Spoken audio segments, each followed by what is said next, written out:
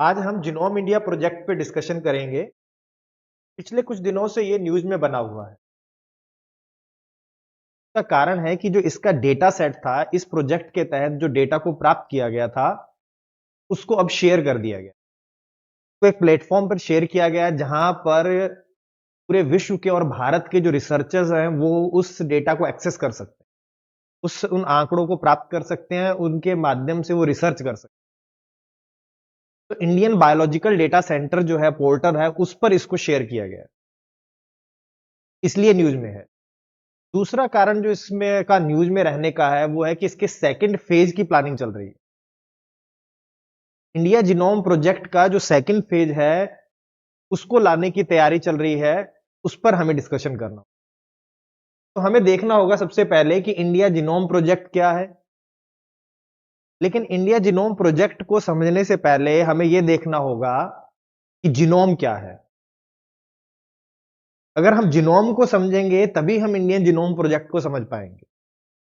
तो अगर India genome project की बात करें तो इसके अंतर्गत 10,000 लोगों का मतलब 10,000 जो व्यक्ति होंगे वो अलग-अलग निर्जातीय समूहों से होंगे। लगभग 99 अलग-अलग निर्जातीय समूहों के व्यक्तियों से उनके डीएनए को कलेक्ट किया जाएगा, उनके जीनोम को कलेक्ट किया जाएगा और उसका अनुक्रमण किया जाएगा, उसकी सीक्वेंसिंग की जाएगी। अब इतने आसानी से यह समझ नहीं आएगा कि अनुक्रमण क्या है, जीनोम क्या है। इसीलिए जीनोम का पहले पता होना चाहिए कि 10,000 लोगों के जीनोम का अनुक्रमण किया जाएगा। इससे बात क्लियर नहीं होगी। तो हमें सबसे पहले देखते हैं कि जीनोम क्या है। देखो, जीनोम की अगर मैं बात करूं तो किसी भी जीव के संपूर्ण डीएनए को जीनोम कहा जाता है। जैसे कि हम हैं तो हमारे शरीर में जितना भी डीएनए है, जो टोटल डीएनए है, उसे हम जीनोम कहते हैं। दूसरे शब्दों में यह भी कह देते हैं कि किसी जीव में उपस्थित समस्त आनुवंशिक पदार्थ, टोटल जेनेटिक मटेरियल जो किसी जीव में होता है, उसे कहते हैं जीनोम। अर्थात जो हमारे शरीर के अंदर डीएनए है, वो पूरा का पूरा डीएनए इसके अंदर शामिल होगा। और अगर मैं बात करूं डीएनए की, तो देखो हमारा डीएनए इस तरह का होता है।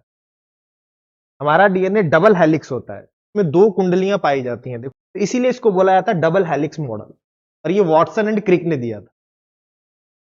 और इसके अंदर अगर आप देखोगे डीएनए की स्ट्रक्चर के अंदर, तो ये न्यूक्लियोटाइड से बना होता है। अगर यहां पर अगर आप देखोगे तो देखो ये लिखा है न्यूक्लियोटाइड, और ये पूरा का पूरा एक भाग है, इसे कहते हैं न्यूक्लियोटाइड।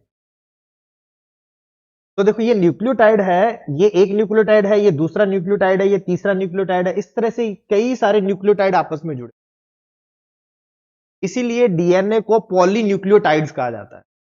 ये न्यूक्लियोटाइड्स का पॉलीमर है, बहुलक है, बहुत सारे न्यूक्लियोटाइड आपस में जुड़े हुए हैं। और इस न्यूक्लियोटाइड में क्या है, इसी से पता लगेगा कि अनुक्रमण क्या है, सीक्वेंसिंग किस चीज की हम सीक्वेंसिंग करेंगे। तो उसके लिए हमें यह आना चाहिए कि सीक्वेंसिंग होती क्या है, किसकी सीक्वेंसिंग हमें करनी है।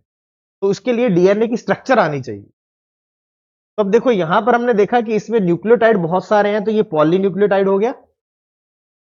और पॉलीन्यूक्लियोटाइड में बात करूं तो एक न्यूक्लियोटाइड को जब मैं बाहर निकालूंगा तो हमें इसकी स्ट्रक्चर पता लगेगी। तो अगर मैं न्यूक्लियोटाइड को बाहर निकालूं तो इसकी स्ट्रक्चर इस तरह की होती है। ये रहा, इसके अंदर एक तो शुगर होता है, ये रहा, ये देखो आपको लिखा है।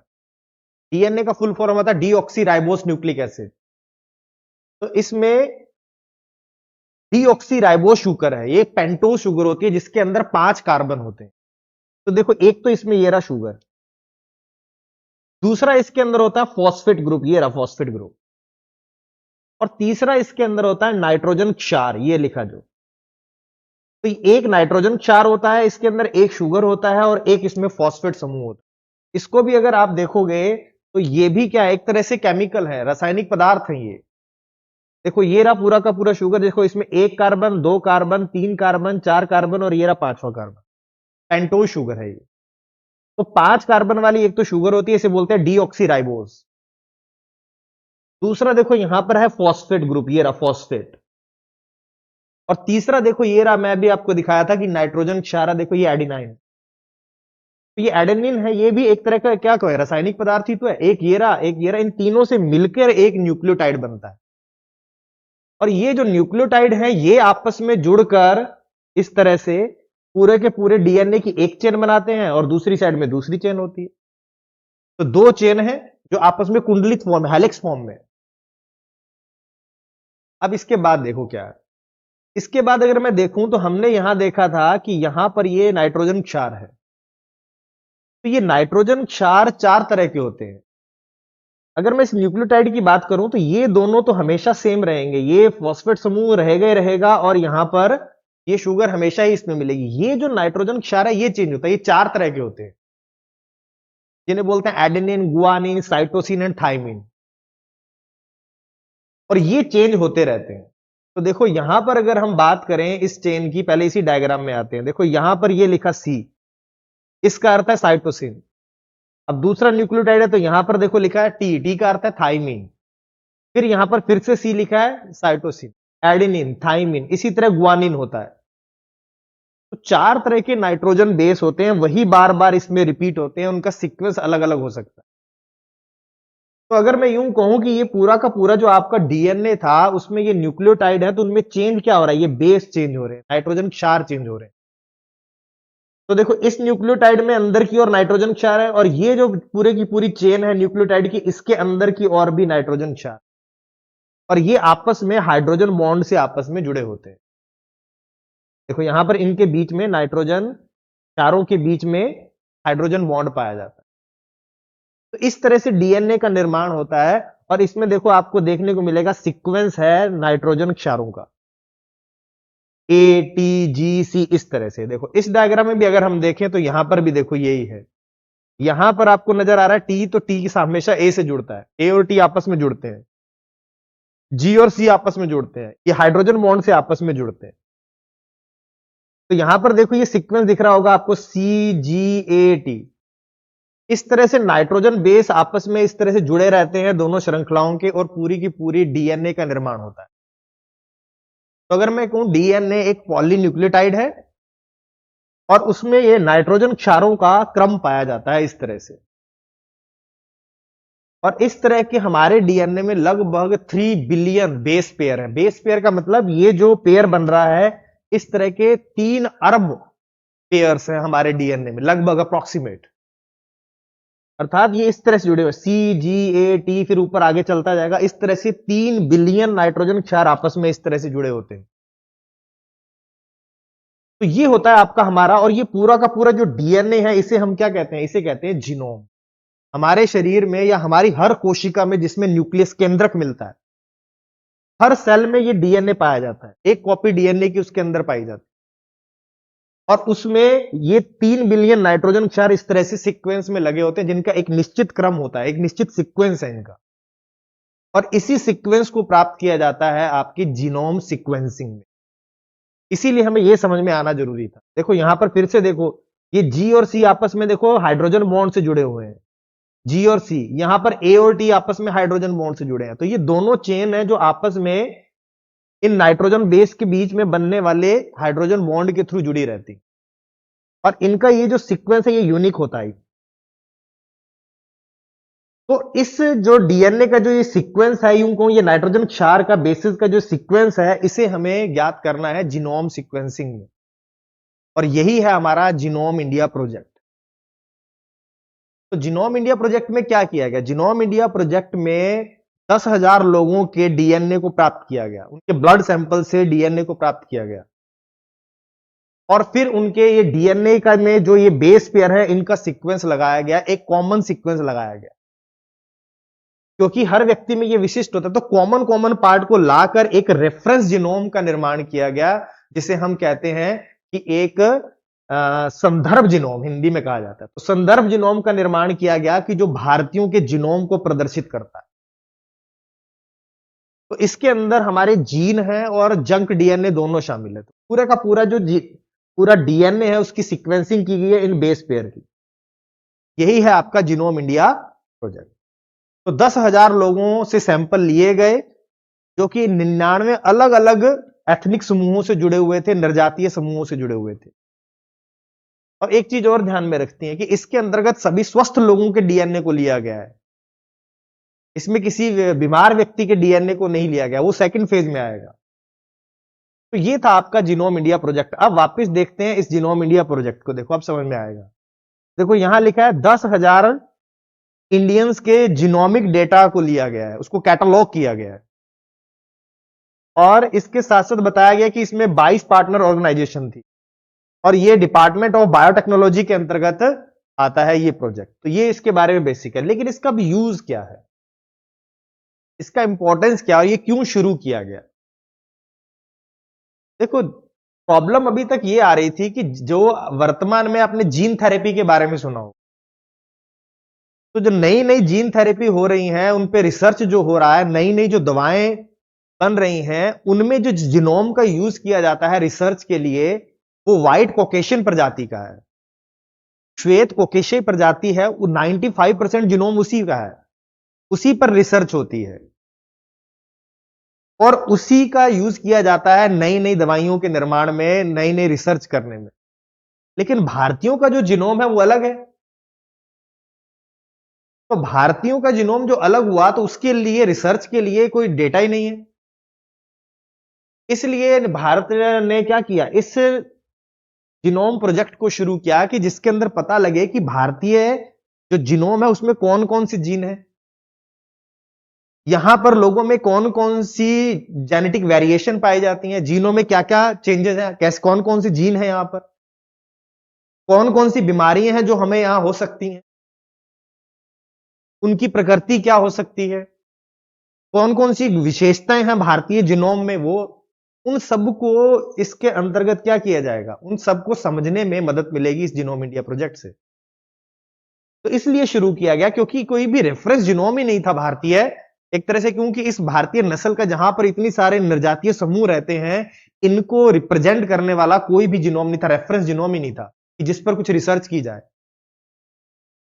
तो इसलिए इस प्रोजेक्ट को शुरू किया गया। और इसके साथ साथ देखो ये क्या करेगा, यहां पर देखो, यहां मैंने लिख के दिया हुआ है कि यह इसलिए जरूरी था क्योंकि उपलब्ध जीनोम नमूनों में से 95% से ज्यादा नमूने जो चिकित्सा और औषधि विज्ञान में नए अत्याधुनिक शोध का आधार है, आधार के रूप में श्वेत कोकेशियाई जीनोम का उपयोग करते हैं। व्हाइट कोकेशियन जो जीनोम है उसका यूज किया जाता है रिसर्च के लिए।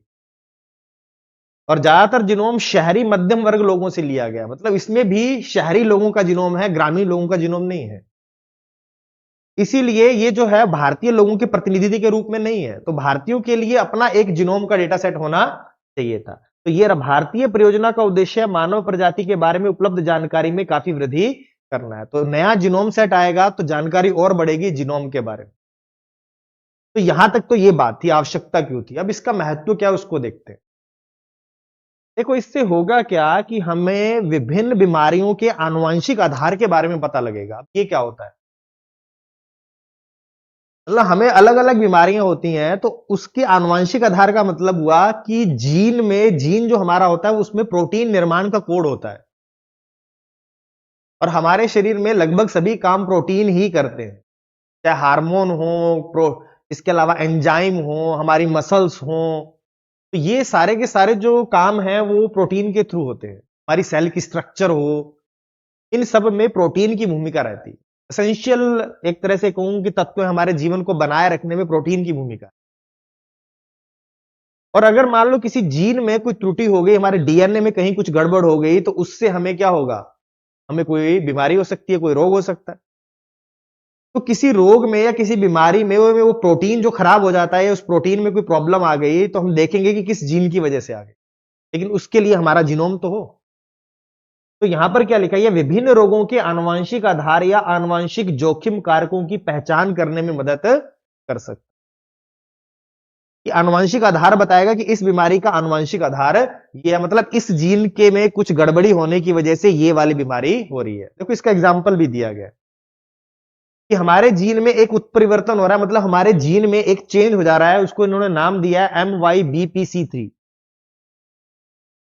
इस उत्परिवर्तन के कारण हमारे यहां कम उम्र में हार्ट अटैक हो रहा है।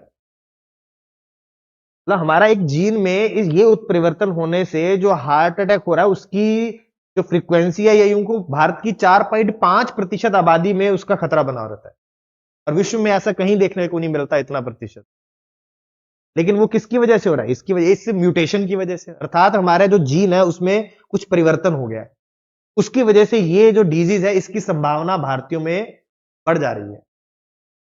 इसके अलावा उन्होंने बताया है कि एक और जीन है LAMB3 नामक एक अन्य म्यूटेशन हुआ है, और इसकी वजह से भी जो मदुरई है, जो साउथ इंडिया में है, वहां के जो लोग हैं उनमें स्किन डिजीज होने के खतरे बहुत ज्यादा है। उसकी संभावना 4% है, जो कि विश्व में बहुत ज्यादा है। ये भी बात इसमें कही गई। तो पता लगा, देखो ये जो स्किन डिजीज हुई, या यूं कहो कि यंग लोगों में जो हार्ट अटैक बढ़ रहा है, उसका रीजन पता लगा हमें कि उसके रीजन का कारण क्या, हमारे जीन में ये वाला उत्परिवर्तन होना, ये म्यूटेशन होना। तो हमने उसका आनुवंशिक आधार ढूंढ लिया कि इस डिजीज का आनुवंशिक आधार ये उत्परिवर्तन है। इसी तरह हो सकता है आने वाले हम टाइम में ये भी ढूंढ लें कि कैंसर किस जीन की वजह से हो रहा है। आने वाले टाइम में ये भी हो सकता है कि हम शुगर ढूंढ लें कि शुगर किस वजह से हो रहा है। यह भी हो सकता है कि न्यूरोलॉजिकल डिसऑर्डर है, उनका कोई जीन का कोई कारण हो। तो ये जो था आनुवंशिक, किसी रोग का आनुवंशिक आधार जो है वो इससे हमें पता लग पाएगा, उसके बारे में हमें सूचना मिलेगी। तो पहला तो ये। दूसरा क्या होगा, दूसरा टारगेटेड जो थेरेपीज हैं उनका विकास होगा, जैसे जीन थेरेपी। हमें पता लग गया कि इस जीन की वजह से हमें ये डिजीज हो रही है, तो हम उस जीन को या तो क्या कर सकते हैं, ब्लॉक कर सकते हैं, या उसे रिप्लेस कर सकते हैं। वर्तमान में बहुत सारी टेक्नोलॉजी आ गई है, क्रिस्पर आ गया है। तो टारगेटेड जो हमारी थेरेपीज हैं उनको डेवलप किए जा सकते हैं। जो रेयर डिजीज है उनका इलाज हो सकता है। बहुत सारी आनुवंशिक बीमारियां होती हैं, जेनेटिक डिजीज होती हैं, जो हमें आनुवंशिक रूप से प्राप्त होती हैं। बहुत सारी ऐसी डिजीज हैं जो जीन में परिवर्तन की वजह से हो रही हैं, उनमें म्यूटेशन की वजह से हो रही हैं। तो उन रेयर डिजीज को हम इससे सही कर सकते हैं, क्योंकि हमें पता लग जाएगा कि इस बीमारी का कारण ये वाला जीन, तो ये भी हमें इसमें मदद करेगा। तो तीसरा देखो, जैसे इसमें बताया गया है कि अग्नाशय जो कैंसर होता है, तो लोगों में एक बार उसको अगर हम सही कर लेते तो दोबारा वापस से हो जाता है वो। उसके लिए एक नई वैक्सीन, mRNA वैक्सीन लिया है कि वो एक जीन में म्यूटेशन करता है, जिसकी वजह से वो दोबारा नहीं होता। अगर अग्नाशय कैंसर को एक बार सही कर दे तो कई लोगों में वो दोबारा हो जाता है। लेकिन एक नई वैक्सीन है जो म्यूटेशन पर आधारित है, अगर इस mRNA वैक्सीन का हम यूज करें तो दोबारा से नहीं होता वो कैंसर। तो हमने क्या किया, उस जीन में परिवर्तन किया mRNA वैक्सीन के थ्रू। तो ये भी एक क्या है, ट्रीटमेंट के रूप में उभर कर आएगा। इसी तरह अन्य बीमारियों का इलाज भी इसके थ्रू किया जाए। ठीक है, आगे देखो। इसके बाद तीसरा जो है, कह रहा है कि यहां पर देखो, यहां पर रेजिस्टेंट इंडिकेटिंग वेरिएंट्स के बारे में पता चलेगा। देखो इसको समझते हैं सामान्य भाषा में, तब समझ में आएगा कि इससे पता लगता है कि कौन सा जीन है जिसकी वजह से हमारे अंदर प्रतिरोधकता विकसित हो जाती है। रेजिस्टेंस, आपने सुना होगा ड्रग रेजिस्टेंस टीबी। तो ऐसा कौन सा म्यूटेशन हो जाएगा किसी की वजह से, या जिसमें कि किसी बीमारी के प्रति प्रतिरोधकता आ जाए, या उसकी प्रतिरोधकता खत्म हो जाए। अब देखते हैं, देखो कैसे। जैसे आपने सुना होगा कि कुछ लोगों में कोरोना नहीं हुआ, और कुछ लोग दुनिया में ऐसे भी हैं जिन्हें एड्स नहीं होता। तो उनके अंदर कोई ना कोई ऐसा जीन है जो उन्हें एड्स नहीं होने देता, या उन्हें कोरोना नहीं होने देता, या कोई पर्टिकुलर बीमारी नहीं होने देता। और जिन लोगों में वो जीन मिसिंग होगा उनमें एड्स होने की संभावना या कोरोना होने की संभावना बढ़ जाएगी। और यही बात यहां पर कही गई है, और उसका एग्जाम्पल दिया गया है कि यहां पर दक्षिण भारत में जो वैश्य समुदाय है, उनके अंदर एक जीन मिसिंग है, एक जीन नहीं है, जिसकी वजह से उन पर अगर हम निश्चेतक का प्रयोग करते हैं, एनेस्थेटिक का यूज करते हैं, तो उनकी उससे डेथ भी हो सकती है। लेकिन उसका रीजन क्या है कि उनमें एक जीन नहीं है, लेकिन बाकी आबादी में वो जीन है। जैसे हम लोग हैं, तो हमारे अंदर वो जीन है, जिसकी वजह से जब हमारे पर निश्चेतक का यूज करते हैं तो हमें वो ज्यादा इफेक्टिव नहीं होता, हमारी डेथ नहीं होती उससे, क्योंकि वो जो जीन है वो हमें प्रतिरोधी बनाता है इनके प्रति। लेकिन इस वैश्य समुदाय में वो जीन नहीं है, इस वजह से उन पर इसका प्रभाव एनेस्थेटिक्स का ज्यादा पड़ता है, और उनकी मृत्यु तक हो सकती है उसमें। तो हमें पता लगा कि रेजिस्टेंस जीन कौन सा है, कि कौन सा जीन है जो रेजिस्टेंस है एनेस्थेटिक के प्रति। इसी तरह हम दूसरे जीनों को भी देख सकते हैं कि मान लो कि कुछ लोग हैं, जैसे अभी मैंने आपको बताया कि कुछ लोग एड्स के प्रति प्रतिरोधी हैं, तो देखेंगे कि इन जो एड्स वाले जो व्यक्ति हैं, इनके जीनोम में ऐसा कौन सा जीन है जो दूसरे व्यक्तियों के जीनोम में नहीं है। मान लो किसी पर्टिकुलर ए व्यक्ति है, इसे एड्स नहीं हुआ, तो हम चेक करेंगे कि इसके जीनोम को पढ़ेंगे और उस रेफरेंस जीनोम से मिलाएंगे, देखेंगे कि इसमें ऐसा कौन सा अलग से जीन है जिसकी वजह से वो रेजिस्टेंट हो रहा है एड्स के प्रति। तो हम क्या करेंगे, उस जीन थेरेपी को डेवलप करते हैं उसके आधार पर। तो किया जा रहा है और ये किया भी जा रहा है एड्स के इलाज में। ठीक है, तो ये भी हो गया। इसके साथ साथ ही हम क्या करेंगे कि जो आनुवंशिक विविधताएं हैं उनके बारे में भी पता लगेगा कि भारतीयों में कितनी आनुवंशिक विविधताएं हैं, जेनेटिक वेरिएशन जिसे हम कहते हैं। जैसे मान लो कि हमने ये डीएनए लगाया अभी इस तरह से, इसके डेटा सेट में ए है, टी है, जी है, सी है, इस तरह से ये पूरा का पूरा हमारा अनुक्रम है, और इससे हमने एक रेफरेंस जीनोम तैयार कर लिया। और उसके बाद हम देखेंगे कि भारतीयों में इस जीनोम को लेकर कितने वेरिएशन है, कितनी विभिन्नताएं पाई जाती हैं, कितने तरह के जीनोम भारत में है। तो आनुवंशिक विविधता के बारे में पता हो सकता है कि एक जी में अंतर हो सकता है कि ये इसका एटीजीसी कितनी बार रिपीट हुआ है, इनकी लोकेशन क्या है, किसी में ए टी की जगह पर टी ए हो सकता है, उल्टा हो सकता है। तो एक नाइट्रोजन बेस में भी चेंज हो सकता है, कई नाइट्रोजन बेस में भी चेंज हो सकता है, जीन्स को लेके भी परिवर्तन हो सकता है। तो कितने तरह के परिवर्तन पाए जाते हैं भारतीय आबादी में, उसका भी हमें क्या करेगा, जानकारी इससे प्राप्त होगी जीनोम इंडिया प्रोजेक्ट से। तो ये काफी इंपॉर्टेंट प्रोजेक्ट था जो मैंने आपको अभी बताया। एक तो हमने देखा कि इससे जो बीमारियां हो रही हैं उनके आनुवंशिक आधार के बारे में पता लगेगा। दूसरा, इससे हमें पता लगेगा कि टारगेटेड हम थेरेपीज को डेवलप कर सकते हैं, जीन थेरेपी को डेवलप कर सकते हैं, रेयर डिजीज का इलाज कर सकते हैं, जेनेटिक डिजीज का इलाज कर सकते हैं। तीसरा, हमने अभी इसमें देखा कि अगर कोई जीन है जो हमें रेजिस्टेंट बनाता है किसी बीमारी के प्रति, उसके बारे में हमें इंफॉर्मेशन मिलेगी। भारतीयों में कितने तरह के जेनेटिक वेरिएशन मिलते हैं वो भी हमें पता लगेंगे। इसके साथ साथ किस तरह से विकास हुआ है, विकास की प्रक्रिया को भी हम समझ पाएंगे कि किस तरह से हमारा विकास हुआ, यहां पर किस किस तरह से हमारे यहां पर प्रजातियां आई, बाहर से निर्जातीय समूह भारत में आए। तो ये सब भी हमें इससे पता।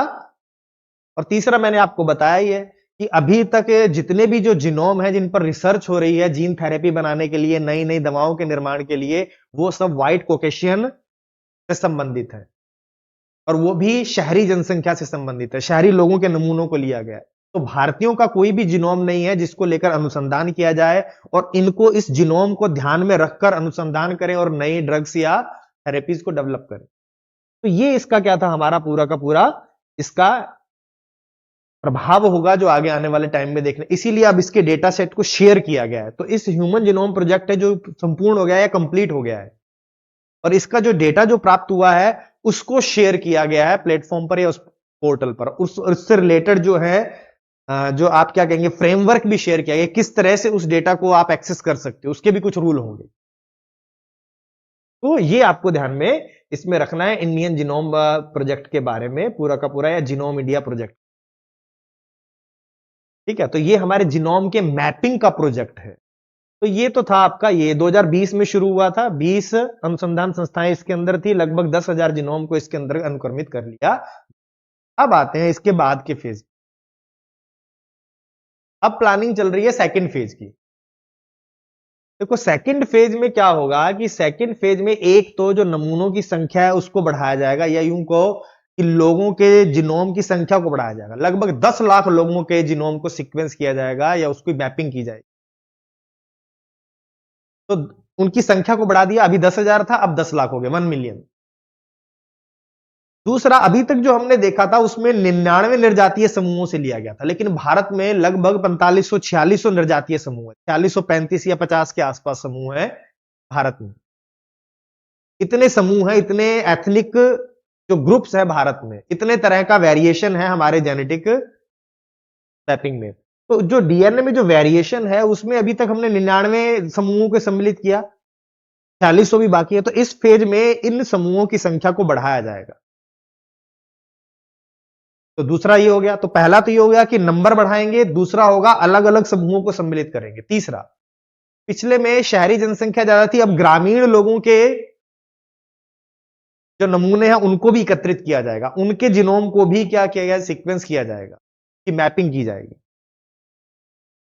चौथा, अभी तक मैंने जो आपको बताया था जीनोम इंडिया प्रोजेक्ट में, वहां पर स्वस्थ लोगों के जीनोम की मैपिंग की गई है।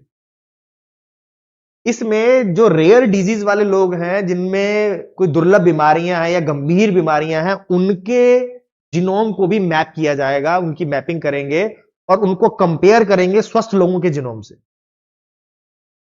अर्थात इसमें बीमारियों से जो ग्रस्त व्यक्ति हैं, उनके जीनोम की भी मैपिंग की जाएगी, फिर उनको स्वस्थ लोगों के जीनोम के साथ कंपेयर किया जाएगा, और जिससे हमें पता लगेगा कि इनके जीनोम में कहां अंतर आ रहा है, जिसकी वजह से इन्हें ये डिजीज हो गई। जैसे कैंसर डिजीज, कैंसर को शामिल करने की बात की जा रही है, तो विचार चल रहा है कि किन किन बीमारियों को इसमें शामिल किया। कैंसर हो गया, शुगर हो गया, न्यूरोलॉजिकल जो प्रॉब्लम्स है उनसे संबंधित व्यक्तियों को इसमें शामिल किया। तो अभी इस पर बात चल रही है कि किन किन बीमारियों को इसके अंदर शामिल किया जाएगा। तो एक तो ये भी है। तो ये आपका सेकंड फेज है जिस पर प्लानिंग चल रही है। तो अब इसका दायरा बढ़ाया जाएगा, तो लोगों की संख्या बढ़ाई जाएगी, अलग अलग निर्जातीय समूहों से लिया जाएगा, ग्रामीण लोगों के नमूनों को भी लिया जाएगा, और इसमें दुर्लभ बीमारियों से ग्रस्त जो व्यक्ति हैं उनके नमूनों को भी एकत्रित किया जाएगा, ताकि अब ये जो इसके बारे में, जीनोम के बारे में जो डेटा है वो और बढ़ सके, और ताकि टारगेटेड ड्रग्स को विकसित किया जा सके। और जब बीमारियों के बारे में पता लग जाएगा, उनके जो संबंधित प्रोटीन के बारे में जब पता लग जाए, तो उनको पहचानने के लिए, डायग्नोस करने के लिए स्पेशल टेस्ट भी हो जाएंगे, जिससे जल्दी से बीमारियों को आप डिटेक्ट कर सकते हो और जल्दी से उनका ट्रीटमेंट शुरू कर सकते हो। तो टारगेटेड एक तरह से कहेंगे ट्रीटमेंट हो जाएगा, और उनको जो पहचान, उनको डायग्नोस करना है वो भी जल्दी हो पाएगा, उन नए डायग्नोस्टिक टूल डेवलप किए जा सके। तो ये सारा काम होगा आपका जीनोम इंडिया प्रोजेक्ट से। तो आपको पता होना चाहिए कि डीएनए क्या है, जीनोम क्या है, नाइट्रोजन बेस पेयर क्या है, किस तरह से इनका सीक्वेंसिंग की जाती है, और ये सारा का सारा इसके इंपॉर्टेंस जो है वो होने चाहिए। तो एग्जाम में आपसे क्वेश्चन पूछा जा सकता है।